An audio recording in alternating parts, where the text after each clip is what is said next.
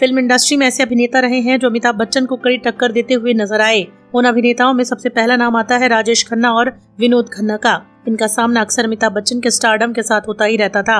कहा तो ये जाता है कि अगर विनोद खन्ना ओशो के शरण में नहीं जाते तो सदी के महानायक वही कहलाते, लेकिन ओशो की शरण में जाने के बाद विनोद खन्ना के करियर को जैसे जंग लग गई और वो बॉलीवुड से दूर हो गए। इसी का फायदा अमिताभ बच्चन को मिला। दूसरी ओर यह भी कहा जाता है कि सलीम जावेद की लिखी हुई फिल्म जंजीर का ऑफर अगर राजेश खन्ना नहीं ठुकराते तो शायद अमिताभ बच्चन इतने बड़े अभिनेता के रूप में नहीं उभरते। लेकिन अमिताभ की किस्मत काफी अच्छी थी। बता दें कि अमिताभ बच्चन एक बड़े परिवार से ताल्लुक रखते थे। देश के एक बड़े राजनीतिक घराने के साथ अमिताभ बच्चन का उठना बैठना था। अमिताभ बच्चन की मां तेजी बच्चन और इंदिरा गांधी के बीच गहरी दोस्ती थी, जिसका उन्हें समय समय पर फायदा मिलता था। लेकिन एक बार अमिताभ बच्चन ने इसी बात का फायदा उठाया। उस समय एक बड़े सुपरस्टार को नीचा दिखाने के लिए वो कोई और सुपरस्टार नहीं बल्कि राजेश खन्ना थे। अमिताभ बच्चन और राजेश खन्ना के बीच बॉलीवुड में कंपटीशन काफी पुराना रहा है।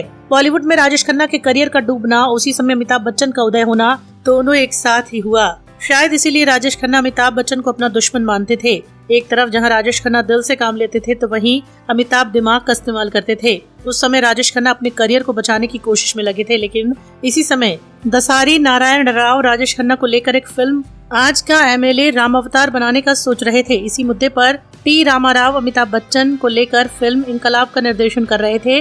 जब ये बात मीडिया पर लीक हुई तो दोनों ही कलाकार अपनी अपनी फिल्म को जल्द से जल्द पूरा करने के लिए मेहनत करने लगे। दोनों कलाकारों में अपनी अपनी फिल्म को पूरा करने की होड़ मची थी, लेकिन राजेश खन्ना ने दिन रात एक करके अपनी फिल्म आज का एमएलए राम अवतार को पहले पूरा कर लिया और इस फिल्म को सेंसर बोर्ड की मंजूरी के लिए भेज दिया गया। जब ये बात अमिताभ बच्चन को पता चली तो राजेश खन्ना के हाथों अमिताभ को हारना मंजूर नहीं था। तब अमिताभ ने अपने पावर का इस्तेमाल किया और अपनी फिल्म की प्रिंट लेकर सीधा दिल्ली आ गए।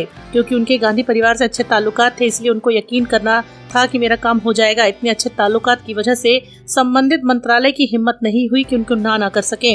अमिताभ बच्चन की फिल्म को दिल्ली में ही सेंसर सर्टिफिकेट जारी करवा कर दिया गया। ये फिल्म बड़े पर्दे पर रिलीज हो गई, जबकि राजेश खन्ना की फिल्म आज का एमएलए राम अवतार सेंसर बोर्ड में फंसी रही और इस बात से राजेश खन्ना काफी दुखी हुए। बता दें कि अमिताभ बच्चन की फिल्म इनकलाब बॉक्स ऑफिस पर फ्लॉप साबित हुई और जब एक महीने बाद राजेश खन्ना की फिल्म आज का एमएलए और राम अवतार रिलीज हुई तो ये भी बॉक्स ऑफिस पर फ्लॉप ही साबित हुई। इस तरह से दोनों कलाकारों के सपनों पर पानी फिर गया और यही वजह रही कि दोनों एक दूसरे के दुश्मन बन गए, दोनों के बीच दूरियां आ गईं। तो दोस्तों, इस खबर को लेकर आपकी क्या राय है, कमेंट सेक्शन में जरूर बताएं और ऐसी वीडियो के लिए चैनल को लाइक एंड सब्सक्राइब जरूर करें।